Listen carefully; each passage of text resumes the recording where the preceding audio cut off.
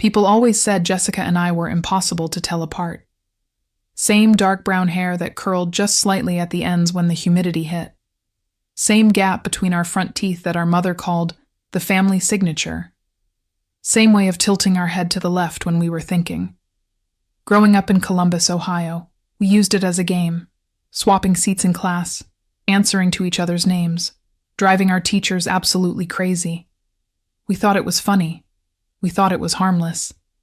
I never imagined I'd use it to save her life. My name is Jessica Harmon. I'm 40 years old, and for the past 14 years I've worked as a detective with the Columbus Division of Police. I've processed crime scenes. I've interviewed victims. I've sat across from people who thought they were untouchable and watched them unravel. I know what abuse looks like. I know the signs, the slightly longer sleeves, the way someone flinches at a raised hand, the careful, practiced answers that don't quite line up. I missed every single one of them when it was my own sister. That's the part I can't forgive myself for. Not yet. Jennifer met Daniel Corso at a company retreat outside of Cincinnati.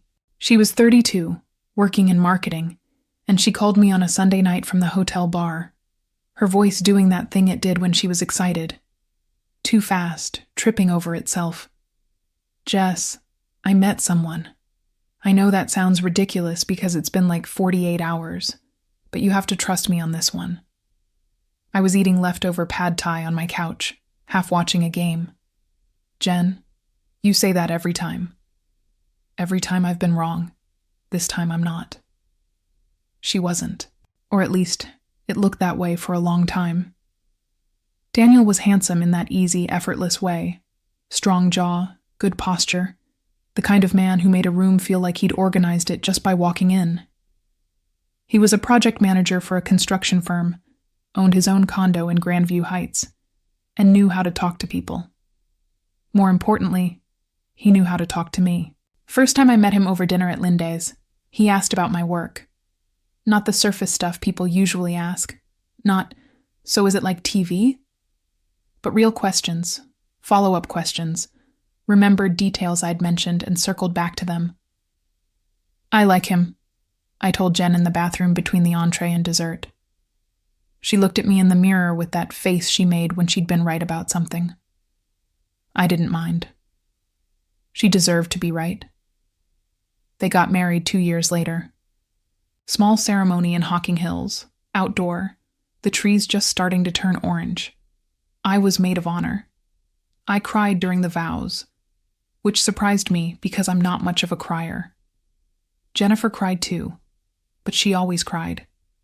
Our mom said Jennifer came out of the womb already emotional and I came out already suspicious, and she wasn't entirely wrong. For 3 years after that, everything seemed fine. That's the thing about fine. It's such a useless word. Fine is what people say when they're holding something they can't put down. The trip was Jennifer's idea. Every year since we were kids, we'd done a sister's weekend somewhere. Nothing extravagant. A long drive, a rental cabin, a state park. 2 nights of bad wine and board games, and the kind of conversations you can only have with someone who knew you before you became whoever you turned into. Even after she married Daniel, she kept it up.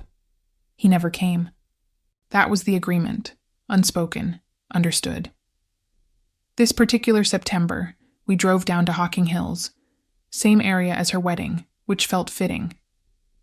The cabin was small and wood-paneled, smelled like cedar and something floral the cleaning service had used, and sat at the edge of a trail that ran down toward Old Man's Cave. We'd been there twice before. I noticed things on the drive down. First, Jennifer was quiet. Not comfortable quiet, the kind we'd always had between us without it being weird. This was careful quiet. The kind where someone is monitoring what they say before they say it.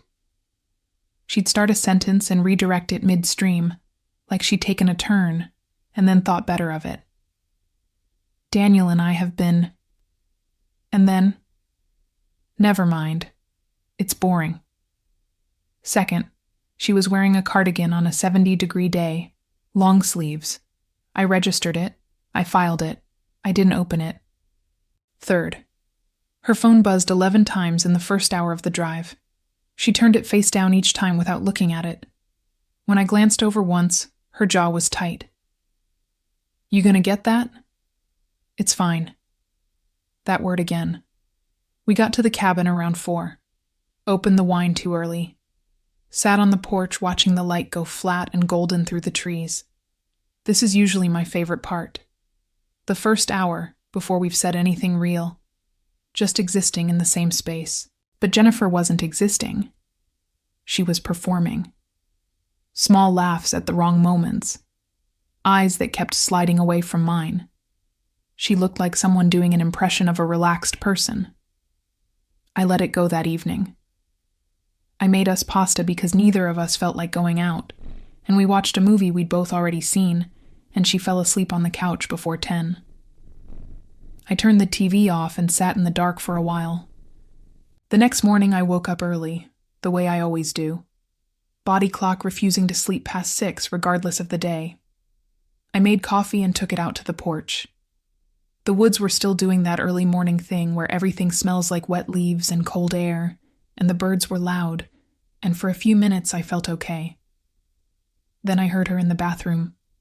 The cabin's walls were thin. I wasn't trying to listen. But I heard the water running, and then what I recognized as someone crying quietly. The kind a person does while trying very hard not to make any sound.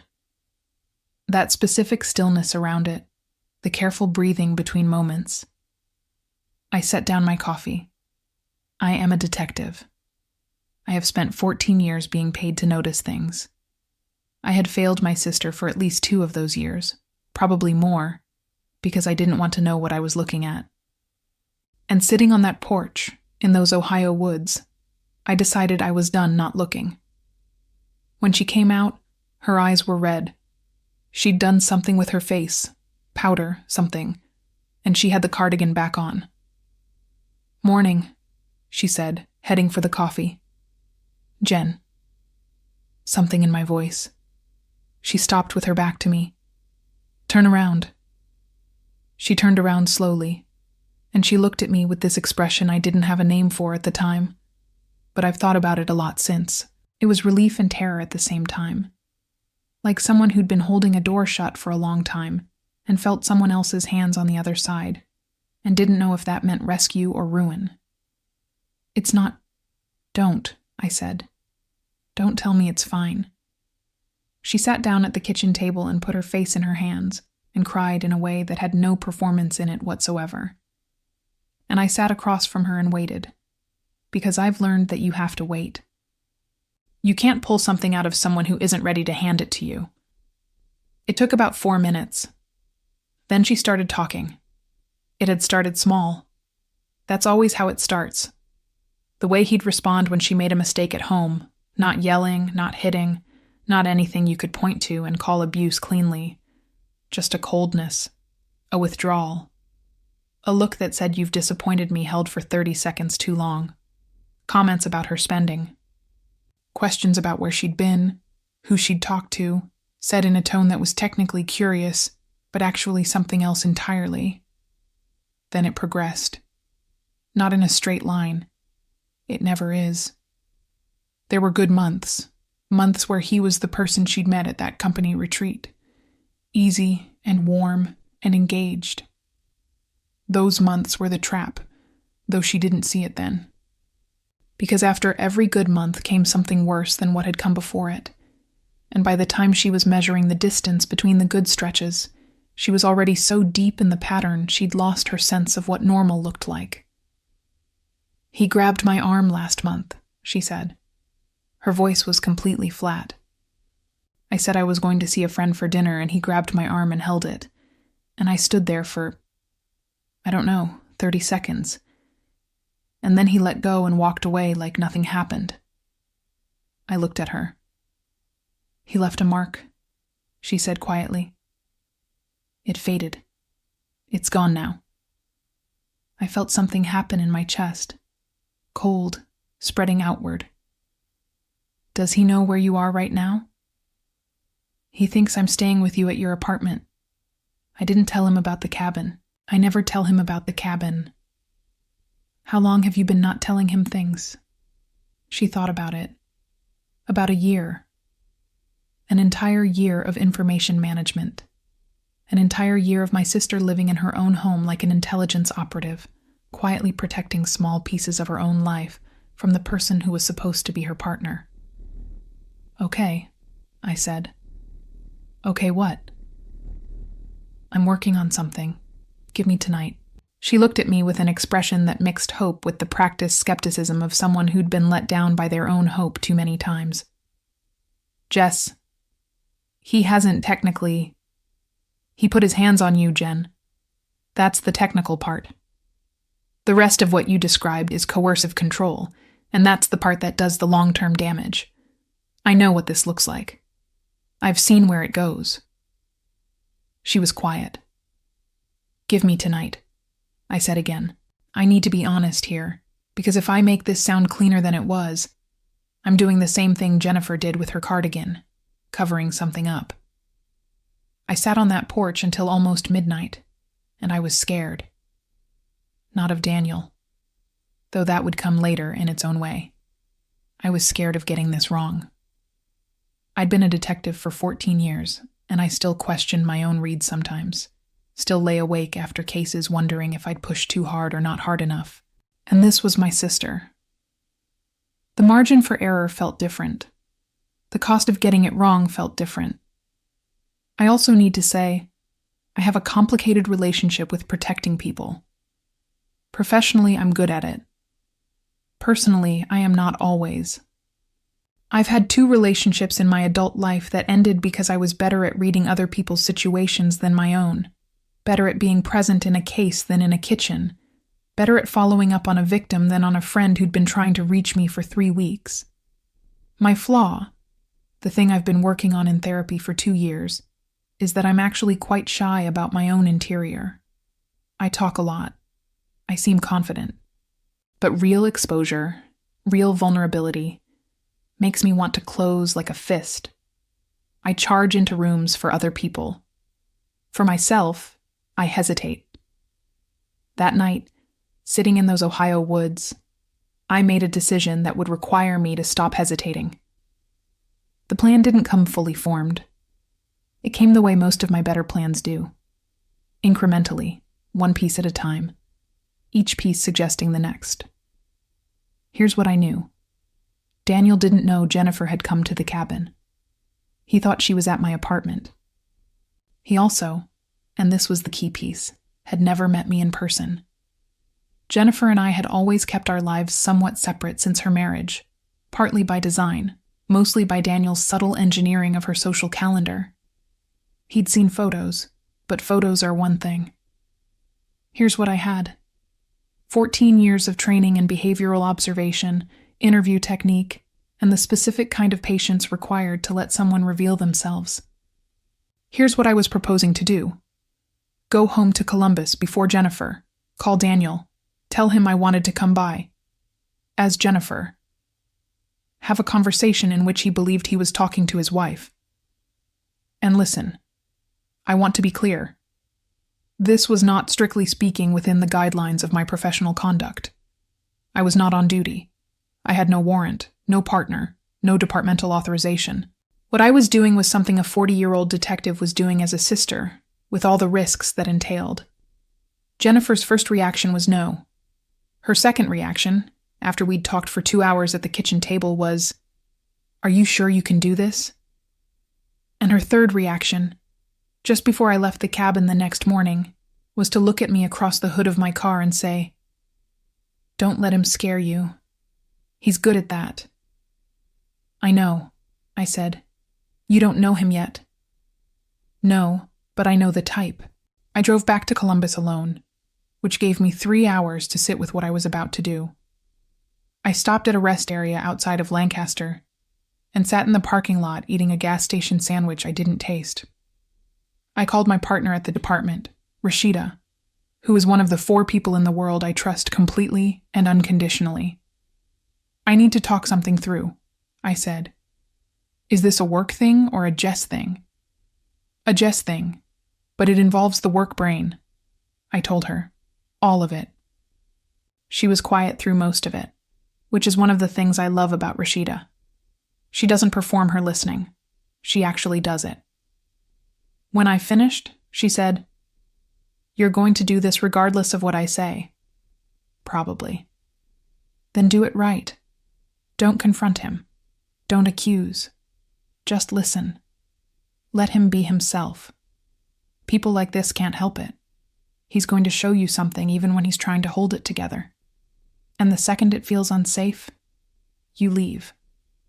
And if it does feel unsafe, then you call me, and I come with my badge and my extremely bad attitude." I laughed for the first time in about 12 hours. "Jess," she said before I hung up, "this is you being brave in the way that's actually hard for you. I know that.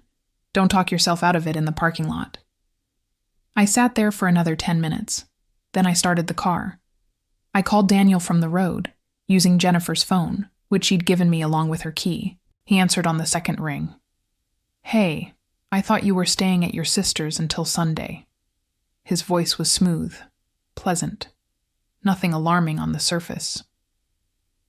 "Change of plans," I said. I'd spent 20 minutes practicing Jennifer's cadence, which was slightly softer than mine, a little more upward inflected. We had the same voice at the bass frequency, but our patterns were different. "I'm heading back tonight. Can I come home? Can I come home?" Jennifer had told me she'd started asking permission to enter her own house. "Of course," he said. Smooth. "I'll be here." The Corso condo was in Grandview Heights, a nice building, doorman, the kind of lobby that had a large, tasteful plant and marble floors. I drove there in Jennifer's car, which she'd left at my apartment. I was wearing her jacket, which smelled like her perfume, which I had not anticipated would hit me the way it did in the elevator. Sudden and visceral, like being 8 years old again sharing a bedroom. I knocked on the door even though I had the key. Force of habit. And also, I wanted to see him come to the door. I wanted to see his face before he had time to organize it. He opened it after about 30 seconds. Daniel Corso was exactly as handsome as the photographs. 6'2", dark hair just starting to gray at the temples, wearing jeans and a Henley, holding a glass of red wine. He looked like a man who had been comfortably at home all evening, which meant he'd had some notice to arrange himself. He looked at me with an expression of mild, measured welcome. I watched his eyes. They moved over me quickly, assessing, cataloging, coming to a conclusion. And there was something there, just for a fraction of a second, that wasn't warmth. It was appraisal, the way someone looks at a thing they own to make sure it's where they left it. "Hey," he said, "you look tired." First thing out of his mouth. "Long drive," I said, and stepped inside. The condo was beautiful. That's the thing no one tells you about people like Daniel. They often have beautiful things. Gorgeous kitchen, high-end appliances, the kind of furniture that looks casual but costs more than my car. Art on the walls, carefully chosen. Everything exactly where it should be. And there, on the kitchen counter, Jennifer's things. Her reading glasses, slightly askew. A half-finished crossword. A coffee mug she'd had since college, chipped at the rim. Her objects looked uncertain in that space, like they'd been tolerated. I sat on the couch and he sat across from me, and he asked about the weekend in a way that was technically interested and actually interrogative. What did we do? Who else was there? What did we talk about? Jennifer had warned me that he did this, the debrief, she called it, though not with affection. I answered everything vaguely, but warmly. I was watching how he responded to vagueness, and he didn't like it. There were micro-compressions around his mouth, small tightenings at the eyes. He redirected, tried a different angle, circled back. He was good. If I hadn't been specifically trained in interview technique, I might have found myself being more specific just to relieve the subtle pressure. Then he said, "Your sister seemed kind of off when she called. You two have a fight?" I felt myself go very still inside. the way I do in the middle of an interview when something lands. No, I said. Why would you say that? He shrugged. She was short with me on the phone. I figured something happened. Jennifer had told me she'd barely spoken to him all weekend. Short meant she'd declined to perform cheerfulness. And he had framed it as a fight, making it about me, making her the one with the problem, seeding the idea that something was off in our relationship. We're good, I said. Actually, it was a really good weekend. His expression didn't change, but something shifted, very slightly. Good, he said. We sat in a silence that was doing a lot of work. Then he said, in a completely conversational tone, You left your earrings in the bathroom again. I looked at him. I've mentioned it before, he continued, and his voice was still completely level, warm even, and that was the point. The warmth was the weapon. It's a small thing, I know, but it's the accumulation of small things, right? Makes the space feel chaotic. I don't think you do it on purpose. I sat with that for a moment. I don't think you do it on purpose, delivered with such reasonableness, such patience, as if he were doing her an enormous favor by not assuming malice. You're right, I said. I'll move them. He nodded, sipped his wine. Something in him settled. He believed he had corrected her, delivered the small recalibration, put the thing back in order. And I understood, in that moment, with absolute clarity, exactly what Jennifer had been living inside of. I stayed for an hour and 20 minutes. I don't need to recount every exchange. Some of it was mundane. Some of it was his version of affectionate, which was attentive in a way that felt more like surveillance than care. What I was doing was building a picture, and by the end of that hour and 20 minutes, the picture was complete. He had never, in my presence, done anything overtly threatening. He was never loud. He never raised his hand. He was, on the surface, a man having a quiet Sunday evening at home with his wife. And he was one of the most controlled and controlling people I had sat across from in 14 years of this work. When I said I was going to bed early, he said of course. When I said I had a headache, he offered ibuprofen with such immediate helpfulness that it took me a moment to recognize it as the other face of the same thing. The need to be the one administering care, the one with the solutions, the one in charge of the variables. In the bedroom, Jennifer's bedroom, I sat on the edge of the bed in the dark for a while. The room smelled like her, and also like him, and the combination was deeply unsettling. I texted Rashida, I've got it. Tomorrow. She replied, I'm ready. What happened next is something I have to be careful about how I describe, because I was functioning in a personal capacity, and the details of what followed went through proper channels in a way that I will not compromise. What I will say is this.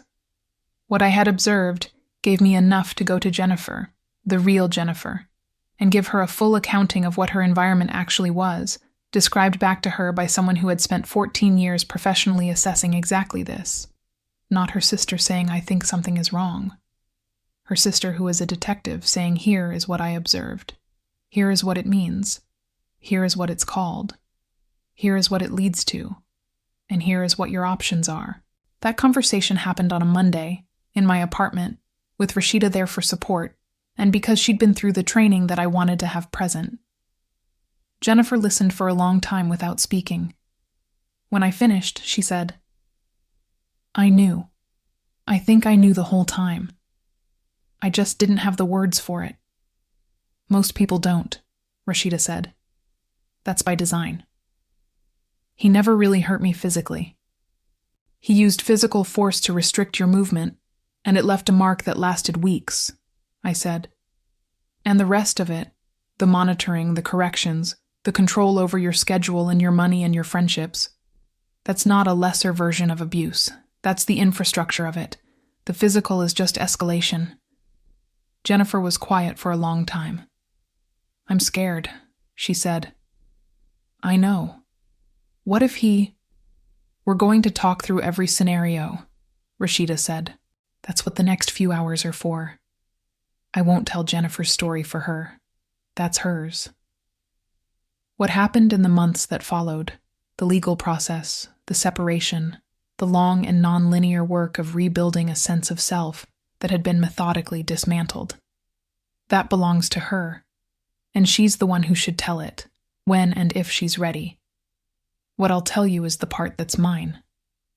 When Daniel was eventually confronted, not by me alone, but through proper channels, with documentation, with Jennifer's statement, with a process that was considerably more real than a conversation on a Sunday night. He was not what I expected. I don't mean he was sympathetic. I mean he was smaller than I'd built him to be in my head. He didn't have the grandeur that people like him sometimes have in retrospect. He was a frightened man whose mechanism for managing his own fear had been to control everything within reach, and when the reach was gone, all that was left was the fear. I don't say that to ask for compassion for him.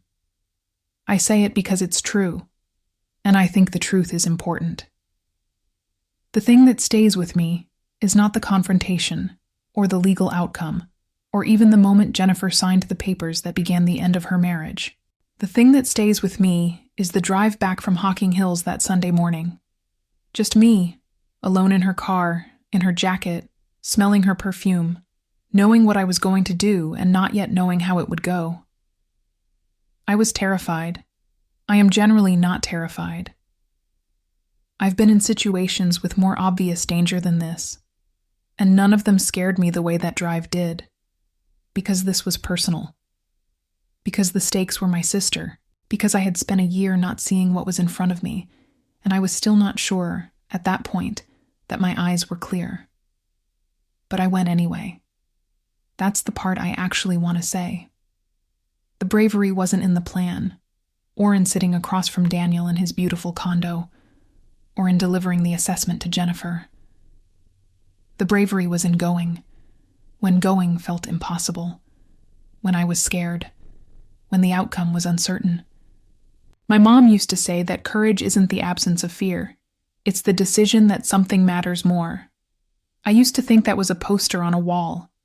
Now I know what it actually feels like in the body.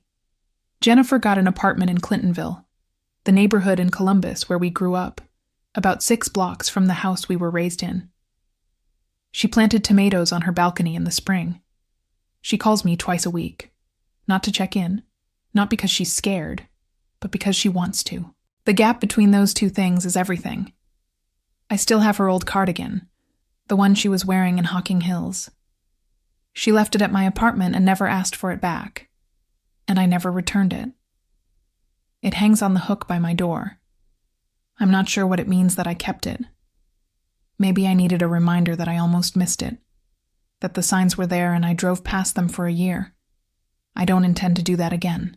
If you listen to this story and something in it landed close to home, maybe it's your situation, maybe it's someone you love, maybe it's just something you've been noticing and not naming yet, I want to tell you, the naming matters.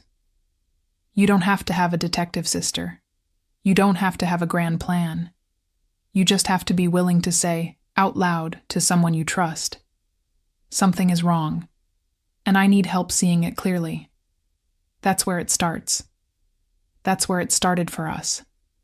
If this story meant something to you, I'd love to know where you're listening from. Leave it in the comments. And if you know someone who might need to hear this, send it to them.